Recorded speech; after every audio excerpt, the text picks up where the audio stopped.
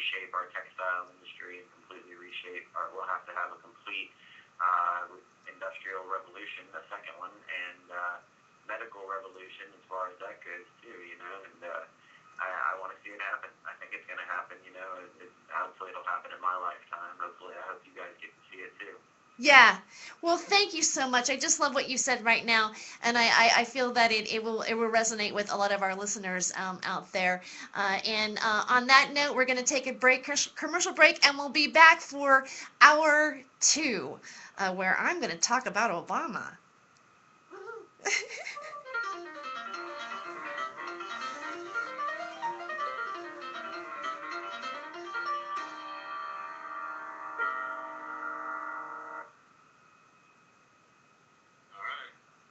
Well, I do want to mention before I go, I didn't get to say it on the show. If you want to say it, Terry, feel free. When Obama got in, Bush had all those raids going on in California, and Obama told them to stop. And the raids haven't really been happening that much. Maybe they happen here and there, but it's not like it was during the Bush era when they started legalizing it in California. And Obama said, "Hey, it's right." And so that's something, I guess, in a positive light for the Illuminati hand puppet. Yeah. Well, here's the thing, though. They took Eric Holder, they implemented that in 2009. That was the first thing that he did, one of the first things that he did after he took his presidency. But then in 2011, they called it off. They called it off, and they said, no, it has no medicinal value, and we're not going to protect you anymore, and it's business as usual. And that was happening pretty much around 2011. What? I said the day they did that, there were like 5 or 6 dispensaries that went down here in Portland. I was in one of them. Really? Yep, the left coast dispensary on Apple. The same time. Okay, so let's talk about this. Let's talk about this on the second half. Selling guns to the Mexicans. Yeah. It all coincides. Eric Holder. Yes, I know. For Fast and Furious. Sells to Mexicans. Yeah. Sells guns to Mexicans. He goes back after pot. Yeah. Well, thanks a lot for having me on the show, guys. I really appreciate it. Oh, thank you, Derwin. It was very informative. Thanks a lot. Y'all have a great night. Oh yes, and I wish you well, and thank you for being here. I know that it was an effort for you to do this, and I really appreciate it. So. Yeah, you bet. I'll keep you informed on that too. Okay. All right. Bye.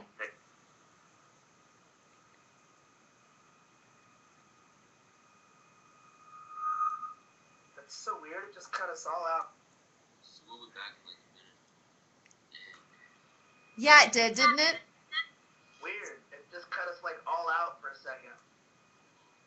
Yeah. Am I still here? Yeah, you're still on. Okay. I can hear everybody. Okay.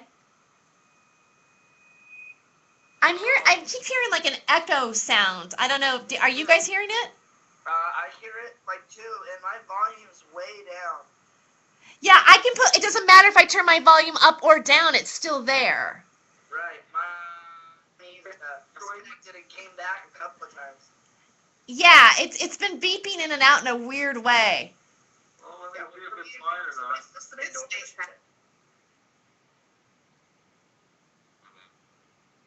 Hello? Hello? Hello? Anybody else hear something else? Like it sounded like somebody talking, but there was nobody there? Sometimes. That's just Sasha. That was Sasha. Hey, Sasha. Okay, are we all back? No, not yet. Like 30 seconds. Okay, all right. Go to your bumpers. I just feel like I was in a time warp right now. I'm like, what the fuck? I want to dance. Do the time warp again. Sound like Meatloaf. Oh, man. Tomorrow we have this guy that is a he contacted me. He's from he and his publicist. He is a oh.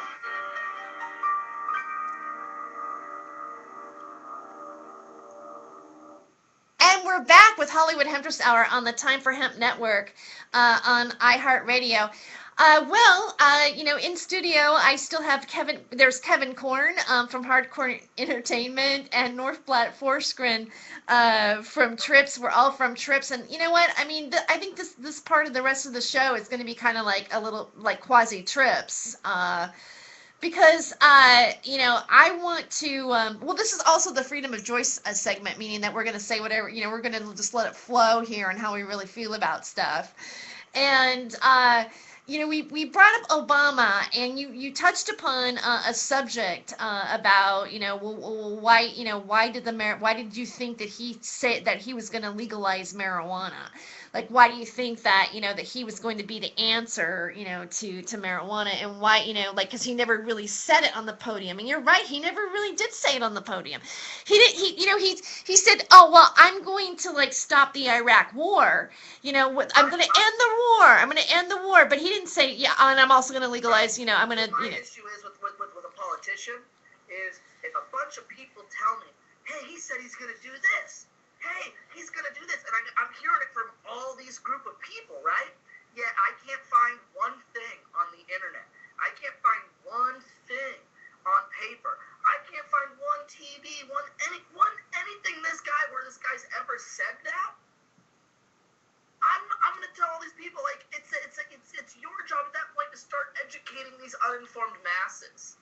Well, yeah, it's the same people that believed he was going to pay, they'd never have to buy gas again. He was going to pay their rent. He was going to give their, a lot of people, dude, there were people on the East and Midwest that actually believed Obama was going to take care of their rent and give them more food stamps and all these handouts. I don't understand this. Well, I mean, and I don't either. I mean, I don't understand that either.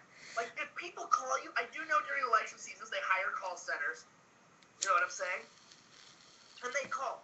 But if your phone rings and they go, hey, are you going to vote for Obama? Because if you do, he's going to legalize this, he's going to legalize that, and he's going to pay your rent. You should already know. One, they're telling you it over a phone. You should never answer your phone before 6 o'clock at night, period, no matter where you are and what country you live in.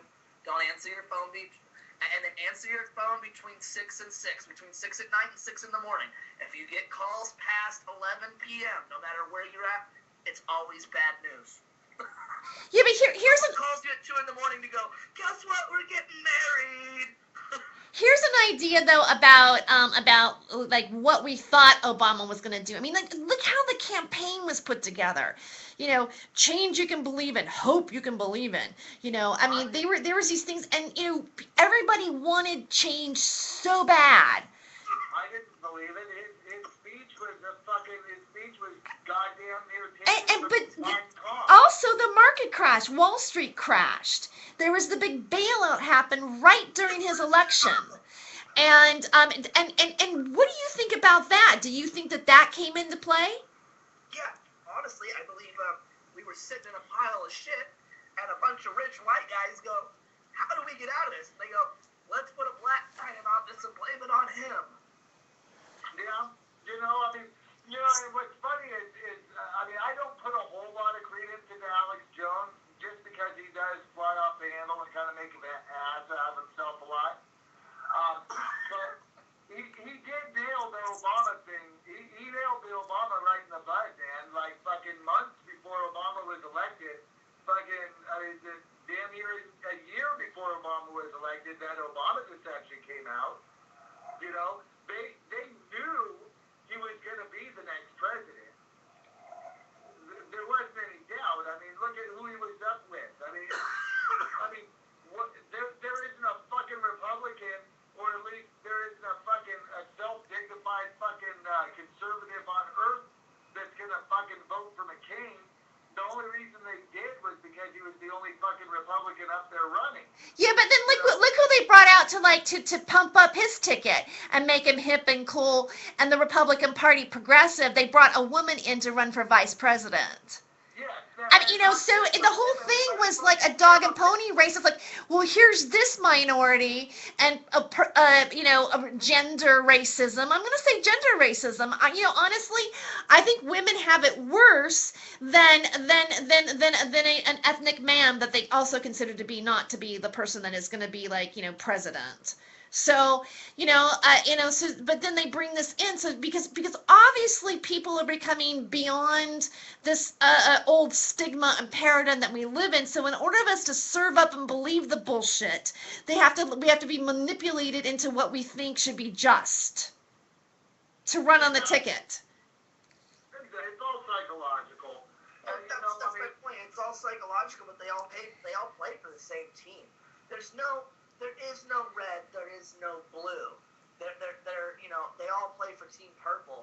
They just keep us confused. See, and that's what the people gotta realize is that fucking saying, the fucking the cop out that everybody's giving of, I'm just one person, what can I do? Well, I mean, it's proven that it's easier to control a fucking mass of individuals than it is to control one individual.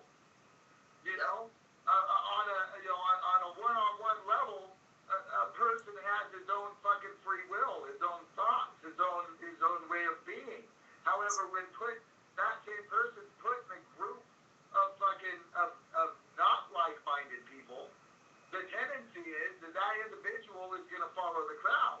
Yep, they'll change their thought process. That's exactly correct. The power of a group. Why do you think they go to church and have mass prayers? And right after the mass prayer, what's the first thing in any church you've ever been in? Right after mass prayer, what's the first thing they do? Money. Ask for money. Right, and they don't have to pay taxes on it either. Of course not. So, obviously that's one of the biggest rackets that's walking around in the world. Then why don't we start one? Well, why don't we start a trips rally that we do once a month somewhere, right? Uh-huh. And we have everybody come in and we do a show and we give them the show and whatnot. And then we tell everybody and after we do everything, we tell them we're going to have a mass, trips, and I'll get up there and almost preach, but it won't be anything religious, right? And then we'll say, and then when we come down, we'll be like, now everybody's in the same boat. All right, now we need collection. Everybody donate. Blah blah blah blah blah. We need tips. And hand out jars or hats or whatever, baskets. And I bet you we make more money than we do from getting paid from the venue for doing the show. Yeah, but I think yes, I think that people are trained and they're that hypnotized to actually it's a knee-jerk reaction for them. But then you have to ask yourself, and this is what I ask myself, how am I going to feel about me doing that? Because that makes me just as much of a son of a bitch as they are. No. See, there's a big difference here. See, the way it works psychologically and mentally, that's human nature, okay?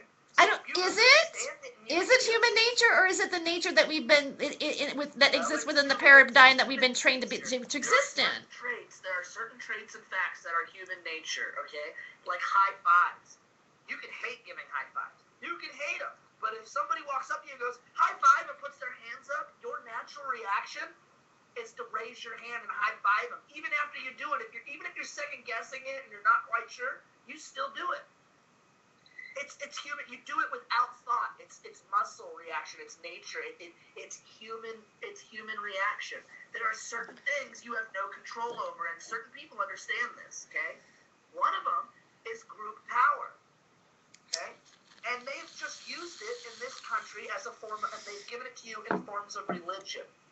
This is how it was brought into America. They understand that if we get a group of people together and they all make something, they can manifest this to happen. It becomes real. If they all believe it's real, then it becomes real. So so they created these gods, or a god, not gods. I think gods already existed, no matter what form they may be. But a god is a God in Jesus Christ. I don't believe the story of the Bible. I do find it weird that a lot of different countries and a lot of different places on the planet from a lot of different people who had never had contact with each other have a lot of the same stories. Of course, they don't call it Moses and Noah's Ark and all these, but they have a lot of the same stories, which makes you think maybe there's something there, but I just don't believe the version that's shoved down our throats, which, that's me. But my point being is that we get taught this and we get brought this and we get formed to believe, and that they understand that the power of group will make it real. So if they can get enough people believing in Christianity or Catholicism, hence the Crusades, right? We're going to kill everybody who doesn't believe. And Okay. they're going to force you into belief. Have you heard this theory that the Catholic Church? I heard that Constantine, I think it was Constantine, But it was like when the Romans, when they were realizing that the mystery schools weren't going to go away, and that they were well organized, and they also had their state agenda.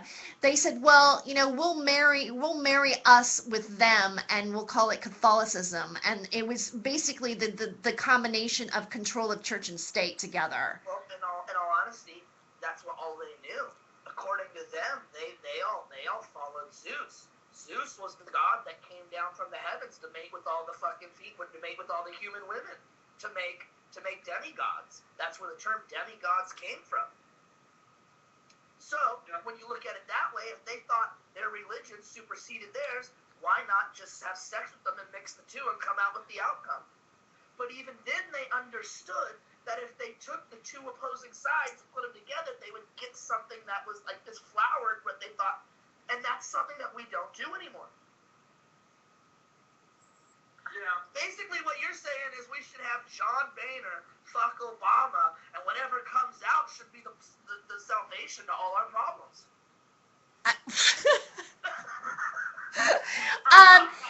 Taking it back to Obama and marijuana. One of the things that they did and was when in 2000, I think it was 2009, Eric Holder came out because one of the big problems in California was the medical marijuana dispensaries being raided. And so we were asking for that to stop. And I actually even was part of an affidavit, and I was signed legally. It was they took it I was part of a package going to them. I mean, you in pleading please stop this, protect us in some way. Because one thing that happened to me that was kind of, they thought was sort of provocative, is that I was not a medical marijuana dispensary employee. I wasn't a patient.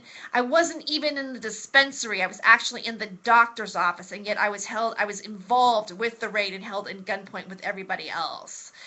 And that was just way out. I mean, really, I wasn't even in there, and yet I was kind of treated like a criminal and abused. And so they called off. They said, okay, now we are asking the feds to stop raiding the dispensaries as long as they're abiding state guidelines. Do not bother them, and this and that. And that was a huge victory for us. I mean, everybody just kind of took a really deep breath and went, we can zip our fly open and let our gut out for a second. And then all of a sudden we got hit again. I mean, it was we were able to go and be a little have our tummy get bigger. And then all of a sudden, in 2011, all of a sudden Obama says no. The Eric Holder says, it's the James, the memo, the memorandum, James Cole memorandum. And he says, oh no, now it's there's no medicinal value to marijuana, and we're gonna just go ahead and say no, we're not gonna protect you anymore. It's fair game. The feds are coming after you. We don't identify with it. And then they have these sheriff, they were DEA and FBI agents coming out in front of the camera, and this one lady, she's all skinny with her blonde hair and blue eyes, and she's all going, oh, it has no medicinal value. It's a dangerous drug. And they take this picture and look at their profiteers, and they're showing one of the magazines that are in California, and with bud on it and everything. And I looked at them. I go, oh my God. And that happened. I mean, it's they just turned their back. They did their fucking bullshit propaganda crap. I'm the FBI and this is a dangerous drug. You can hear the FBI, theme music behind them. It's fuck you. That was when that's when I started to go, oh my God, I might have made a mistake here. Yeah. I knew he was full of shit from the get-go. I didn't expect any of the stuff that came out of his mouth to be true, other than what he said about, wealth distribution and pretty much every play that he took out of fucking Marx and Lenin's fucking biographies, I mean, really, the guy was a fucking poster child for the socialist movement. And everybody got behind him because of one or two fucking one or two things that he said he was going to do, which never panned out. I mean, we're still looking at fucking healthcare. I mean, how many people signed up as of today? I mean, he's just been full of shit from the get-go. So basically, what you're saying is like nobody's signing up for Obamacare. Yeah. We're just, I haven't signed up for it yet. I'm like, oh, it's like, do I have to do paperwork? You know, do I have to like, is it like, you know, getting car insurance? Because I'm not in the fucking mood for it. What? Earlier this week, only 6 people had actually signed up for Obamacare. No, that's not true. See, that's an untrue statement. Oh, really? Only 6 people got into Obamacare. Not only 6, they've had millions of people try to sign up. Exactly. Well, there's a bigger issue. They're blaming it on a computer system. Okay, we gotta take a commercial break. We'll be right back. We'll finish up with that thought. Stay tuned.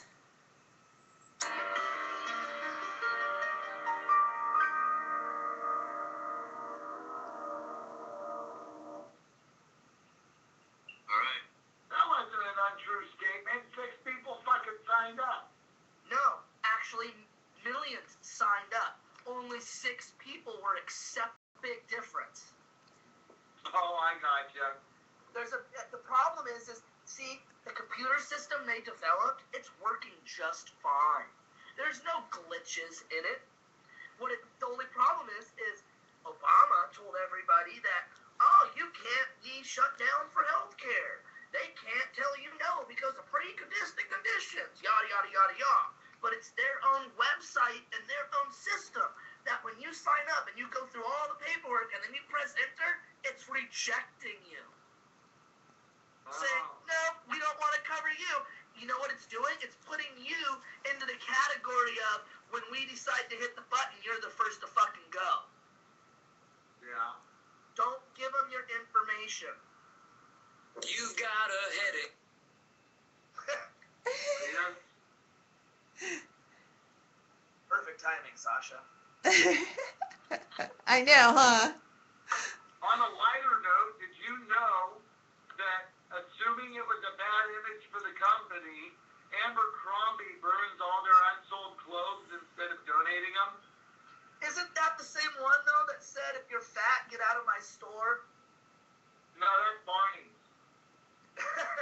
I'm pretty sure it was Abercrombie who said that, because people bitched about the models, and they said, so what? Oh, that's right. Yeah, no, And they said, Barney, you don't have any plus-size clothing? Barney said if you're black, get out of our store. If you're black, get out of my store. Abercrombie and Fitch said, if you're fat, get out of my store. Yeah, that's right. That is Abercrombie. They said, that's not our niche market. Goodbye. They wouldn't help them. They had a enough problem money with to shop at Abercrombie and Fitch. You got enough money to have a cook and a nutritionist and a fucking like yoga master. It's weird, didn't it? Like in the gay community, they'll like my friends would go, "Oh, he's an Abercrombie Finch boy." You know, it's like there was like this whole there was like a whole like it became a look. Yeah, that means they're skinny. They're twinks. Yeah. Yeah. Oh, that's hilarious. Yeah, Abercrombie and Fitch. Yeah, that cracks me up. Abercrombie. You know what's weird? We should talk about this sometime. What is up with corporations going crazy for media? What's that? Like the guys who jingle the bells and dress up like Santa Claus. Salvation Army, like no homos. You got Chick-fil-A, no homos. You got this guy at Abercrombie and Fitch going, no fat people. I mean, it's just really weird, kind of. Well, I mean, but isn't that? I mean, it's kind of like happening everywhere. It's like but you know, it's almost like a virus that people have. Did anybody see full-size candy bars in bags for sale for Halloween this year? Everything was snack size, everywhere. All candies. Yeah. Not regular-sized candy bars in bags, even like mid-sized ones. They were all snack size. Thank you, Michelle Obama, for bringing communism officially to America. Seriously. I couldn't even buy a fucking candy bar. It was 2 weeks before Halloween, and you couldn't find a candy bar in a Gook Mart on out 82nd. It was retarded. And you know the shit they sell you's 4 years old. When's the last time you saw a Chico stick?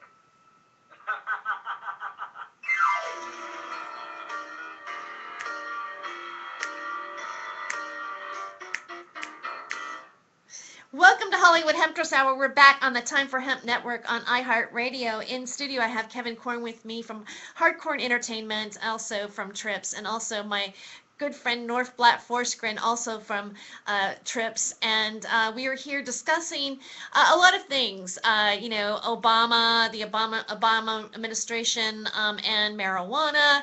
And also our healthcare system, which is also related to marijuana, and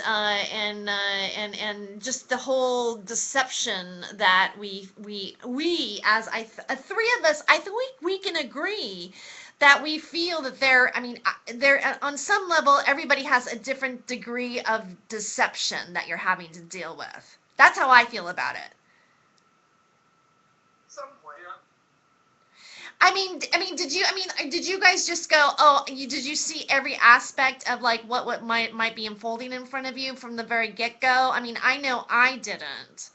It wasn't until, and I think that some people still don't get it because they're still under the manipulation of how they've been hypnotized into something. There was never a moment from the time that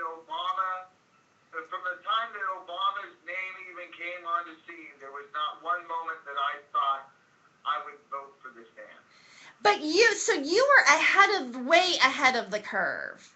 To, I think, a lot of people. I don't think that the average person perceived what you did at that time. The average Democrat. You see, I was born and raised conservative. So I really had a stigma against anyone who preaches for socialism.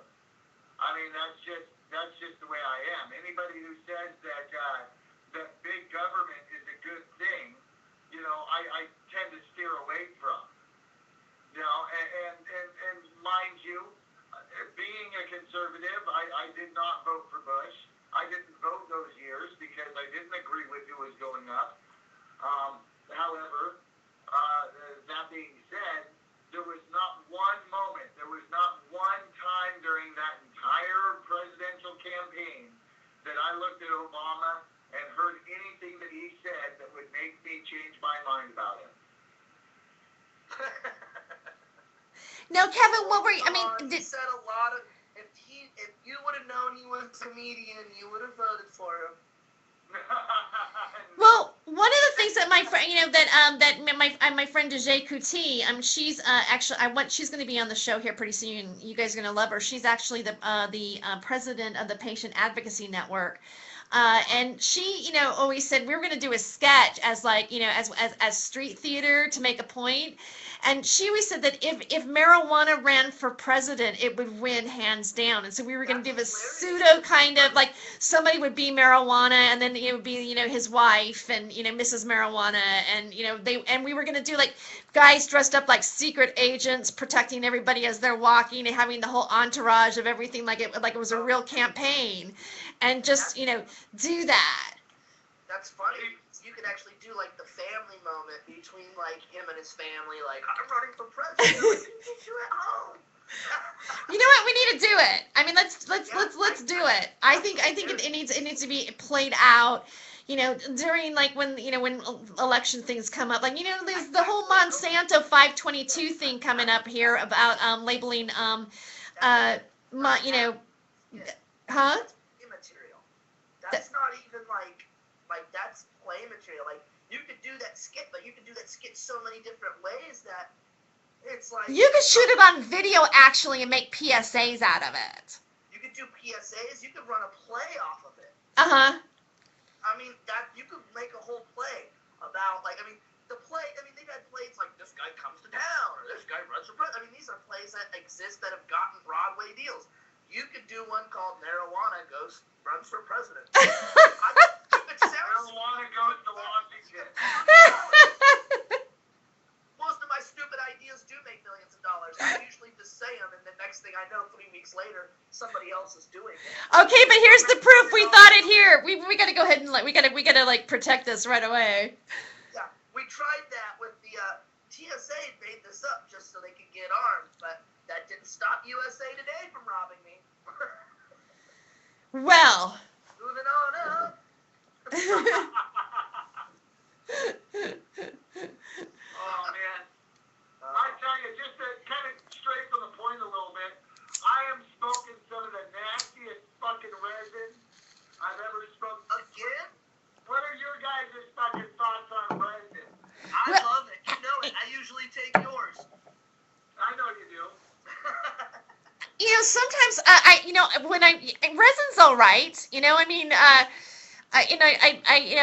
feel it's like, gee, I'm at the ass end of my pot, and you're just scraping, making resin balls. Like one time, I worked with a comedian named Mark Keekle, and we were working a Montana run, and we didn't have any weed. He scraped and scraped these huge balls of resin, and like 4, 5, 6 of them, and that's what we used the whole trip. What?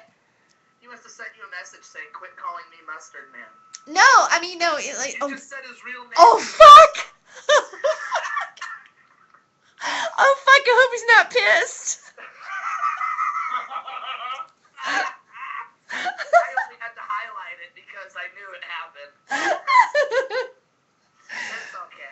Well, we're going to have him on as a guest because he has a really provocative story. He was actually held at gunpoint and robbed. Recently? When he lived in Vancouver. Oh, At his apartment, they broke into his apartment, and they said, we want your weed, your marijuana, your medicine, your medical marijuana, and this and that, and blah blah. And he goes, that That's somebody he knows. well, When people come in asking for stuff that you have, they already know you. okay, let's just stop. We should probably stop this conversation now. We should probably stop this conversation now. Maybe. Terry, What? done that. What? No, I think it's fine. It's no big deal. No, I'm just kidding. Yeah. No, you know what? I love Musty. He actually introduced us. I know. I mean, Musty is like Musty is pretty much the reason why I am involved in this movement. I mean, there is like definitely a connection. There's the Musty factor. I like Musty. He's a good guy. He's always had my back, and I've tried to support him. I'd love to have him. I'd love to be able to have him on the show and just talk to him because he's always been, even since back during the IRC days, chat rooms, the Leno, David Letterman, like I'm gonna slam a bottle of Heinz mustard days. Yeah. Well, I mean, that wasn't so long ago. I mean, Right. you know. I'm not. I mean, because like he. Okay, that was a long time ago for me. Well, I mean, like I think that was probably let me see, that was 2006, Oh, that he was doing the shows? 2005, yeah. But he was on the radio here in Portland, Oregon. No, I What was mean, that? but no, he really wasn't on the radio in Portland, Oregon. See, like how he got the name Mustard Man was that he did Mark and Brian, I know how he became the mustard. and he drank mustard, Right. and then. But he was trying to do stand-up and doing radio before that. Oh yeah, he'd been doing radio for a long time before that. I mean, stand up.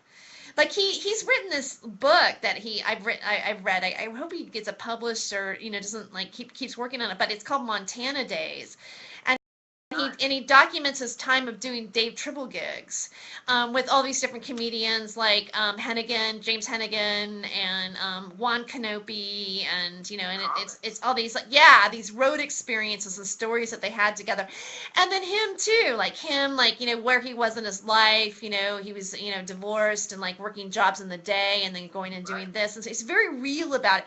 His liaisons with women and how women came up to him after the show and all of his little sexual escapades and stuff like that. So it's really interesting to read because You know, that there, you know, and you think about like, you know, I'm talking about what a Dave Tribble gig is. You know, Dave Tribble gigs are the gigs that basic you like. They're the tough gigs. You know, they're bars and restaurants. They're Montana. There's cowboys. You know, and they're huge distances to drive. And you can't be a pussy when you do a Dave Tribble gig. You gotta be a cowboy, really. You know, and it makes you either bump up to it or not bump up to it. And you know, some people never get out of Dave Tribble gigs because they can't make the transition into working into the A clubs for some reason. And, you know, I mean, it's just like, it's weird. But, and so Musty wrote this book. Has to do with hemp. Right. Well, because it's Mustard Man. So, you know, trying to figure out driving back and forth, they'd be sitting at home smoking pot, so they should probably be doing something. That's all I'm saying. Who are you talking about? Anybody who's listening. Oh, I'm sorry. I probably trailed off a little bit on, like, not talking about smoking pot. What? That's my whole point. We should all be smoking pot, and this all makes sense. See what I'm saying? Right. So anybody who's listening to this, you need to smoke pot to like understand it. But the point is Musty is the big. You know, he's like Mr. Marijuana. I mean, in a sense. I mean, not totally, but like, you know, when I met, you know, he wears a tie and dye T-shirt. You know, he goes up on stage. He has a whole like, you know, marijuana, you know, persona. And he wrote this book about his experiences of kind of like being a rock star, you know, and having all these escapades in what you would consider to be the underbelly of like what stand-up is. Yeah, I would love to read I'd love to read the manuscript. I'd love to read it. I've never read it. I'd love to. I think I'd love just to read it, just whether he gets it published or not, because it sounds like something that I'd love to read, because I'd like to go, yep. Oh, I remember this. Oh, yep. Oh, really? Damn, I wish I could have done that.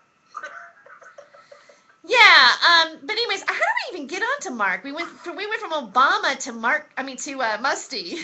I said his name again. That's how we got to Musty. And that's why we trip so other people don't have to. Welcome to the Time for Hemp Network on iHeartRadio. Well, you know what? Check this out. The cop sees 156 pounds of marijuana valued at about at over $60,000 in a Chicago-bound shipment of frozen vegetables in Detroit. Beautiful. So they were using the truck driver to distribute. 156 pounds of marijuana in Detroit. It's only worth $60,000. Are there in Detroit? I didn't realize Detroit even had a population big enough to even, you know, sell marijuana too. Dude, what? Detroit is huge, dude. Yeah, Detroit's big. Yeah. I know it's big. He's in Have you seen Michigan, pictures dude. of Detroit lately? It looks like fucking Iraq after the first fucking Gulf War. Oh well, I mean, and Detroit needs pot. I mean, come on. If there's a community that needs to have pot, it would be that one. They lost their entire business. I was in Detroit maybe about 3 years ago, and they had just closed a lot of the car factories and plants and whatnot. I mean, that's well, I wonder if that's their second source of revenue.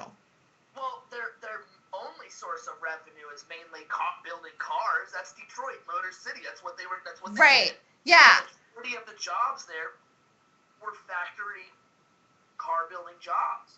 Well, when they wanted to shut down the motor industry, they went nuts. You know, they were like, what are we supposed to do? And they had about a year of just depression, solid, bad. But what was funny, though, is they had a year of solid depression where supposedly they weren't working or getting any money, right? Right. Any entertainer who went through Detroit during that year, that was the best time they had. They made more money. They had a better time in that city than they had anywhere else. Why? Because not only did they get paid by the venue, but the people were buying tickets. These people were all on handouts. They were getting their unemployment, plus some extra government checks, plus the bailout money. I mean, for real, they were just collecting. You know, all Was these. that one of the years that Swami was They were living, like, you know what? For the first time, those people got to live a life that that they've only seen on TV. They showed out in their fur coats and that they just bought, probably still had the tags on because they were taking them back when they got out the show. Like all sorts of crazy shit. It was off the chain. I had never seen anything like it. They had motherfucking Kwame as the mayor. That's why. It was a time of just it was supposed to be a time of disparity. Speaking of crackhead mayors, by the way, speaking of mayors who got caught smoking crack, Tommy got fucking caught with a bag of fucking cocaine in the lap of a hooker in a fucking Who did? vehicle.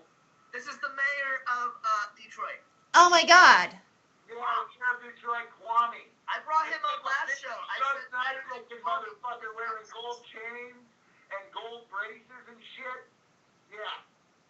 I brought him up last show. I said, better than Kwame building fences everywhere. Yeah. I'm not sure anybody got the reference. No, I didn't get the reference. You knew who Kwame was. Kwame was the mayor of Detroit, right? Uh-huh. And he was a prostitute, crack smoking, loving guy. And he was a thug, and they voted him mayor. And his big plan to save the city was to spend all the taxpayer dollars to save all the parks, all the schools, anything with a basketball hoop, basically. And he was going to build this 10-foot chain link fence around it, right? It was higher than 10 foot. It was like 2-story chain link fence. Yeah, it's like, seriously, they're crazy. I have friends that work in construction companies here in Oregon who were like, we loved it because they were getting contracts to go to Detroit to build fences. Yeah. And they were like, dude, they put us in these trailers. We lived like kings. We were living in these trailers. All we had to do was go up and put like 5 feet of fence up and then go back to partying. And they were getting paid. Well, you know, 420 Jason, he was up there. He was living up there at the time. Jason was one of them that I talked to, yeah. His name is 420 Jason? Yes. Okay, on that, we need to take a break. We'll come right back. We got to take a commercial break. 420 Jason, I love that.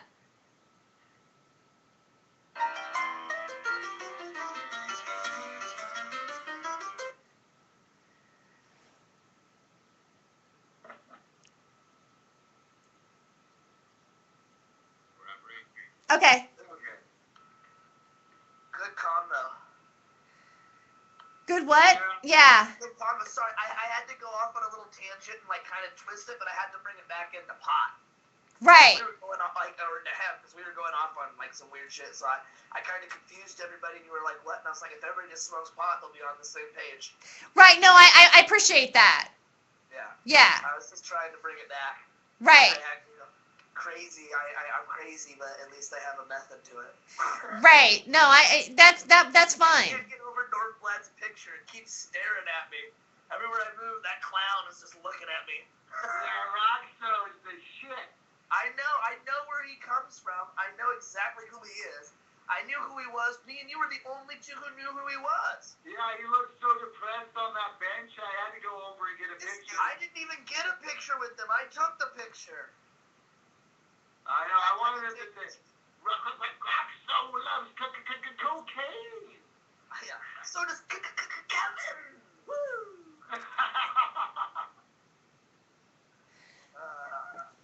Just kidding. I have ADHD. I don't like cocaine. It puts me to sleep. It just makes me all fucking stuffy. Yeah, and then I taste that shit for like 3 days, and it tastes like powdered aspirin on the back of your throat. Like, hey, this was fun. No fun. I don't like it. You know what? I'm sorry. I have to say, I'm sorry if I seem a little bit off tonight. I've done 16 hours of work and I've had like 4 hours of sleep today. So, what? Yeah, I'm fine with doing trips, but I'm fucking like, if you want to talk about like working your ass off and then, booking and I just got done literally 10 hours of my day's been dedicated to my own like really job. And then last night I was like up in like until like 4:30 or whatever, like doing MP3 files, studying Derwin, getting prepared. I'm like also booking and dealing with another guest who has a publicist. You know, there's all this other stuff going on. Yeah. Jared, you're my hero. Okay. All right. You're my hero.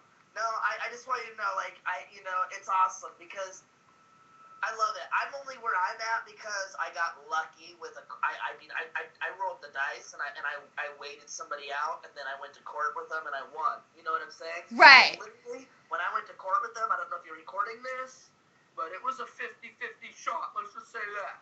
Probably was more like a 20-80 with 20 me winning, 80 me losing. I won.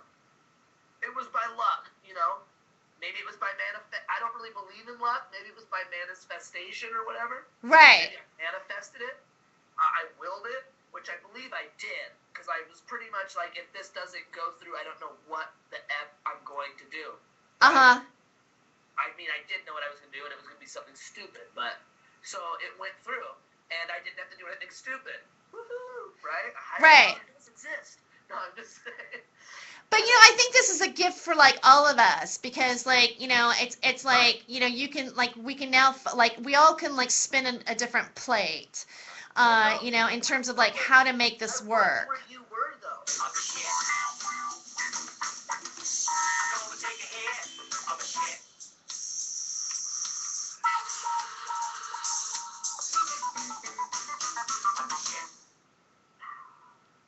Welcome back to Hollywood Hemptress Hour. That was The Shit by Robbie Jeanette, who was here on the first week. He's actually my first co-host for the first week.